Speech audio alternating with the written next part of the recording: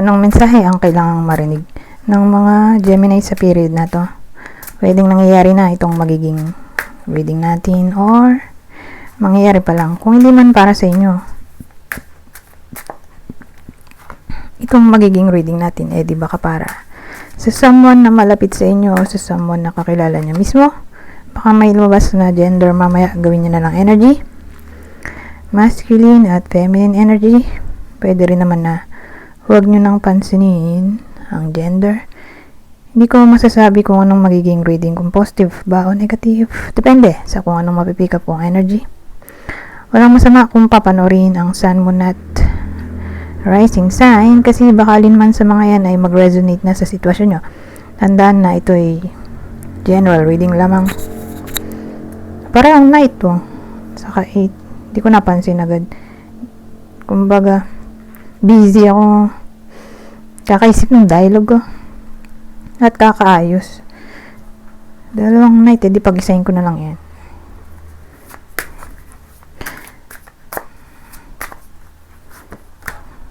Oh, Wheel of Fortune, oh. Di maganda, di ba? Ganda yung dulo. Ay, ano kaya itong topic dito? So, again, ito yung card number 1, 2, 3. Pwedeng magkarugtong sila, pwede rin hindi.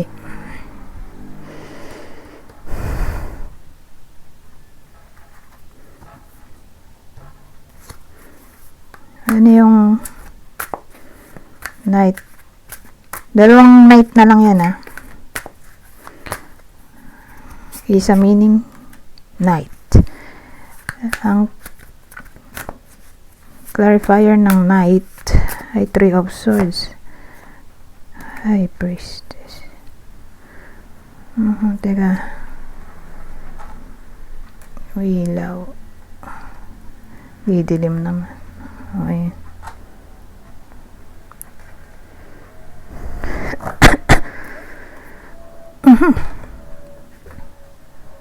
High Priestess.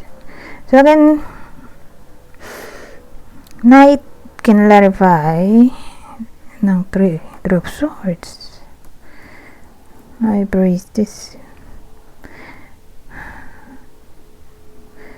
Maganda kung ano, magdagdag pa ako.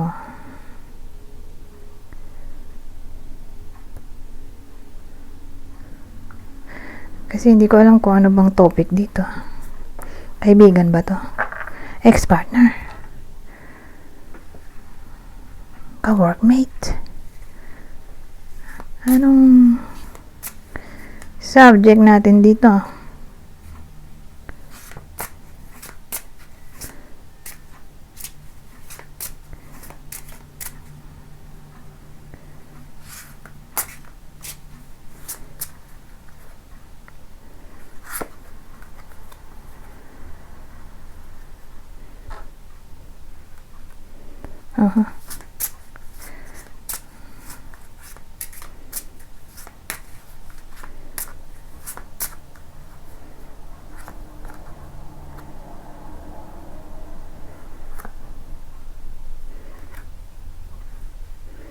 So, again, relationship ba to? Career, friendship, kapitbahay, kamag-anak, kadugo, kapamilya.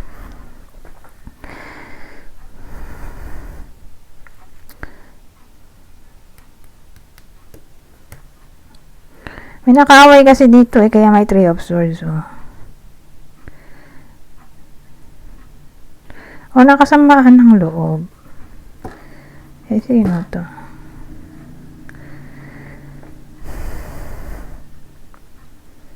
Parang matagal nang hindi na sila nagkikita Alam ko pa kung sino to. Matagal na yung pangyayari na hindi na sila nagkita. Kasi nga mukhang nagkasamaan sila ng loob. For some reason.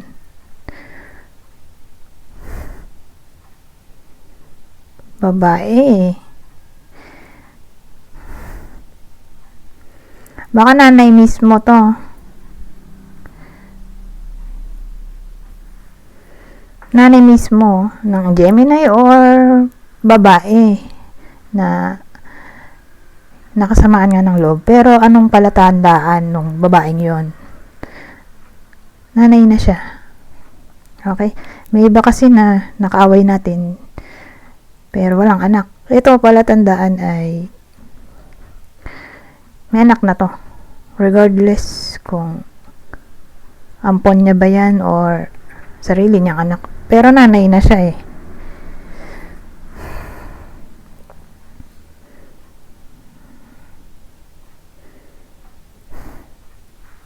Kasi ang dating mukhang magkikita sila unexpectedly. Somewhere. Bakit? Ewan ko. Nandito kasi itong high priestess eh. So, pag nakita ko yan, para siyang divine timing or universe yung nagtakda. Hindi natin kontrolado kundi yung universe yung parang destiny ba, ganon. Universe yung nag-set ng pangyayari. So, nagmukha siyang destined to happen. Ewan ko bakit. Malamang may reason yan. Or siguro, unfinished business na kailangan ng matapos, like lesson. Inisip ko kung may kotse ba to. So, kung walang kotse, edi malayo yung bahay niya sa Gemini. O baka nasa abroad, umuwi ng Pilipinas. Tapos nakita sila somewhere unexpectedly. O foreigner ba to?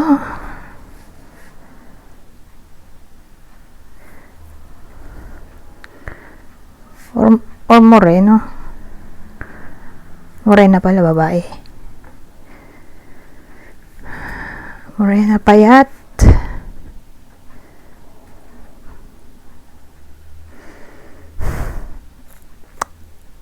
So, kunin nyo lang yung description na sa tingin nyo fit sa sitwasyon nyo. At ito ay general reading eh.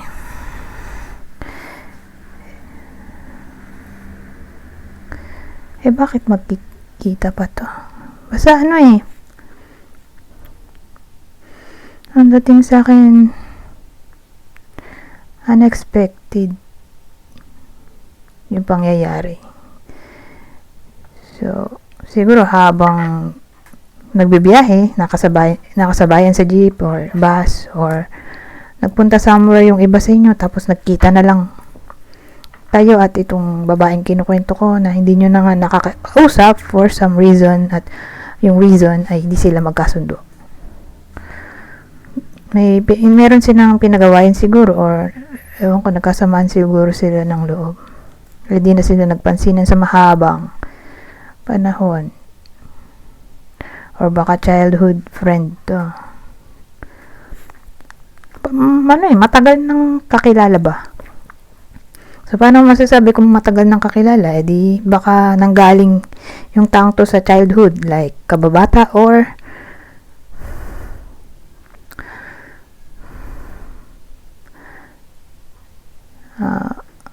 kakilala. Matagal yung pinagsamahan nila, mga 5 years and above, bago sila nagkasamaan ng loob. Yun. Kasi may pain tayo dito. So, dito nang galing yun. Sa broomstick. Kaaway siguro sila. Or again, may di pinagkaunawaan. Nagtalo. Di magkasundo.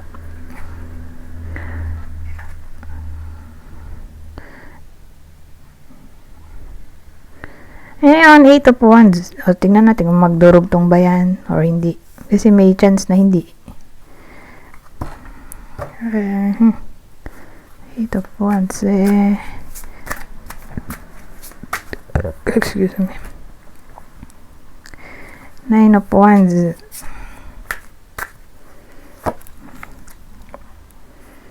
Ano ulit? Eight of Wands. Kinlarify na Nine of Wands at Six of Swords.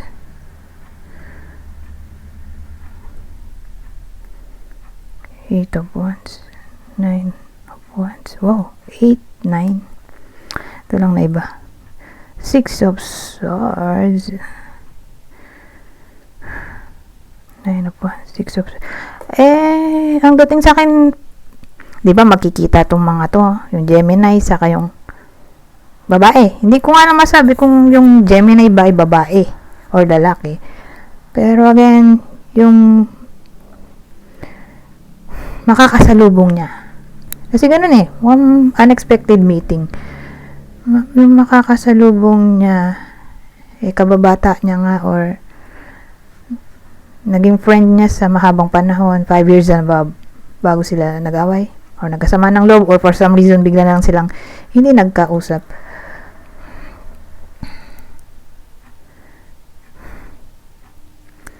So, ganun. Kasi kung sakali man na magkita sila ulit,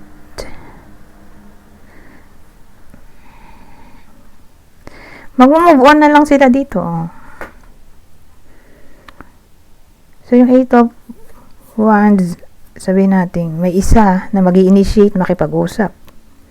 Since matagal naman na silang di nag-usap, or matagal ng panahon nung nagkaaway sila, may someone na mag-initiate na makipag-ayos. Courage, magiging courage na to itong Nine of Wands or determination. Na yun na, mag-move on na lang sa nangyari. Na yun nga, karoon na ng peace of mind.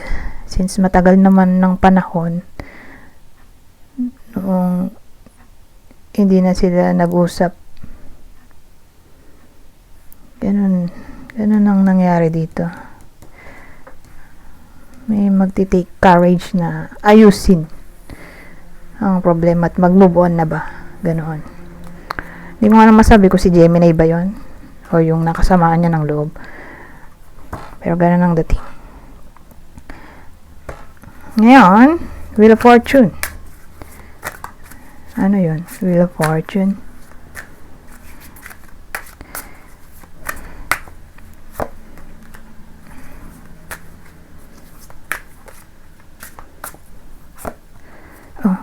Six of Cups. Kanina 6 of Swords, ano? Ngayon 6 of Cups. Pero hindi kasi sila magkasama Pero kung dun sa 8, magkasama yung double 6, di isa lang yung meaning. Pero dito, iba naman kinaklarify natin. Wheel of Fortune, kaya di sasama yung meaning ng double 6.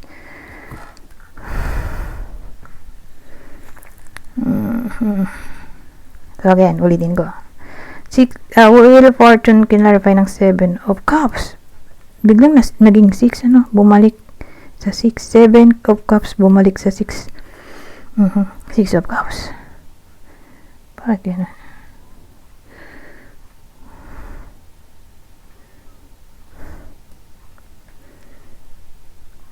So, anong topic dito sa Wheel of Fortune natin?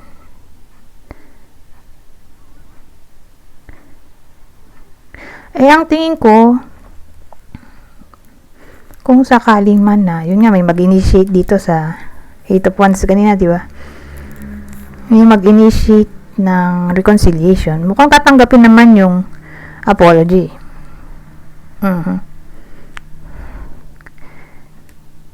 Kasi nandito naman tong Wheel of Fortune.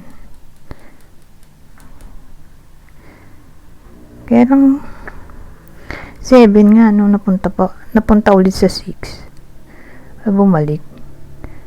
Di babalik yung samahan. Pwede rin. Babalik ulit sila sa dati. Pwede ba yun? May chance na ganun.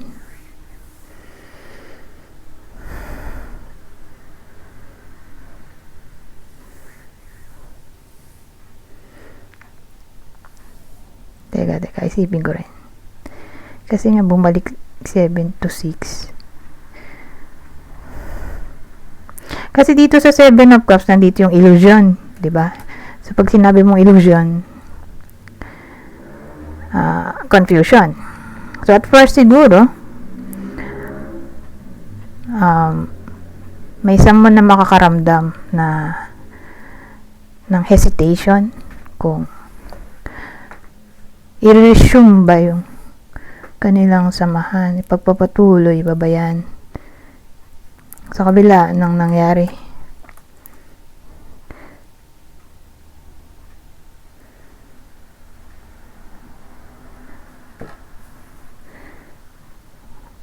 Ano ba resume.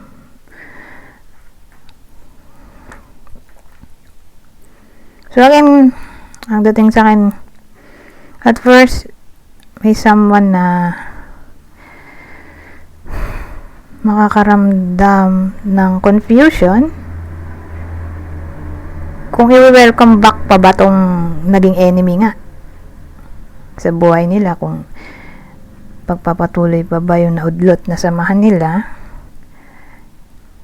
Di ba 7? Ayun, bumalik siya sa 6. So, ang dating sa akin, ito yung card ng pagiging nostalgic.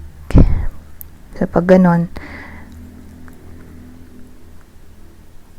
from confusion, biglang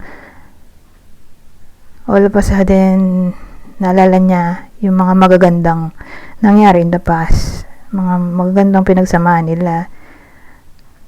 So, tingin ko ay magpapatawad. Kasi kindness din tong 6 of Cups eh. Kindness, healing, generosity, acceptance. So, tingin ko nga bibigyan pa ng second chance dito. Kakaroon pa sila ng second chance na ayusin yung kanilang naudlot na samahan. Hindi naman sinabi kasi kung ito ay ex. Kasi nakasamaan ng loob eh. Yun lang maisipin mo. Ex-partner, kaibigan, katrabaho. Ito lang binigay na idea Kung sinabi kung sino to. Hindi man sinabi kung kadugo. Ang binigay lang sa aking idea ay hitsura. Taga saan? Anong pinagawa eh? Anong cause? Bakit ganoon? Nagkalayo. Yun nga, nagkasamaan ng loob. Pero sino nga kaya to? Kuha pa ako ng ibang detalye para mas klaro. Kasi yun lang ang idea natin eh. Someone from the past na maaring magkita yung Gemini at yun unexpectedly. Siguro para magkaayos na sila kasi di ba merong high priestess na ang dating sa akin nawala. Saan yun? Eto pala. High priestess na ang dating sa akin destined to happen. Siguro dahil para matapos na yung unfinished business or karmic lesson. Kaya pinagtagpo sila ulit. At yun na nga, yung karmic lesson ay magkaayos sila nang sa ganun ay mapagpatuloy ulit ang kanilang naudlot na samahan. Pero again, sino kaya to? Di ba para may idea? Ang Gemini, kung sino ba itong maaaring magbalik sa buhay niya? Sino yung nakaaway niya rito or nakasama ng loob? Ay, karelasyon. Puso to di ex-partner.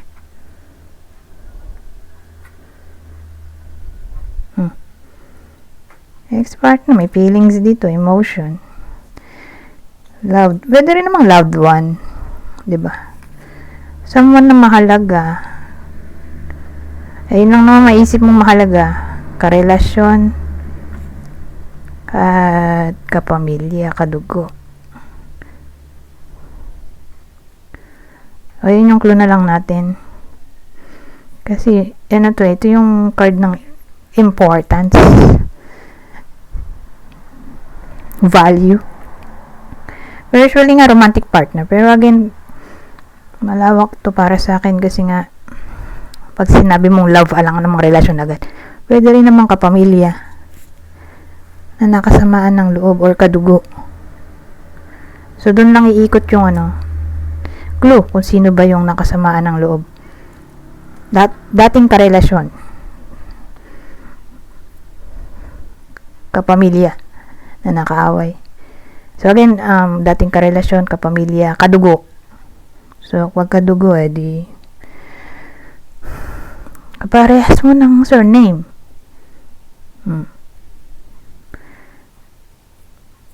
Kadugo na talaga kasi kaparehas ng surname, pinsan, tito, tita, o lolo, lola, etc.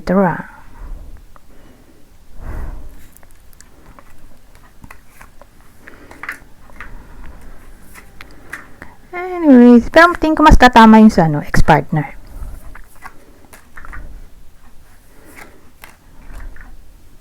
Ilang minuto na ba to? Ay, 21 minutes na.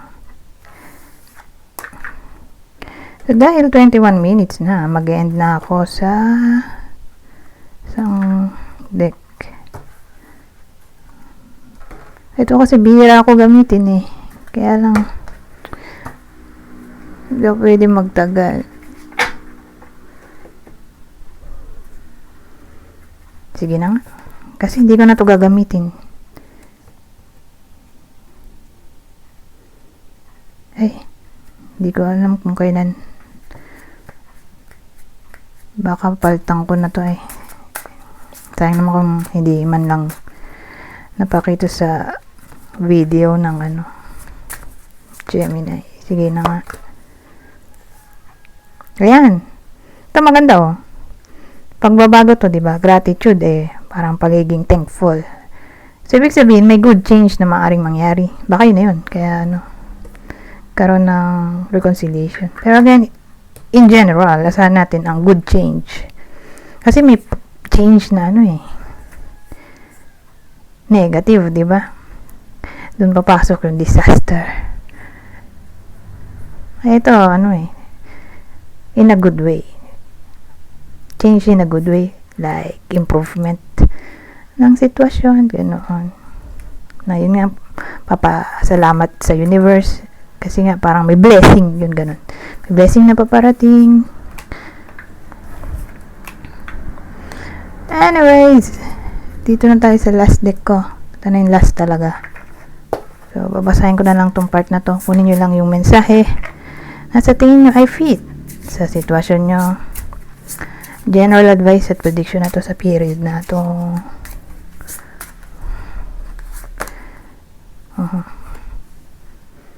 So, sabi dito, protection. Create a safe space within this circle. You are protected and empowered.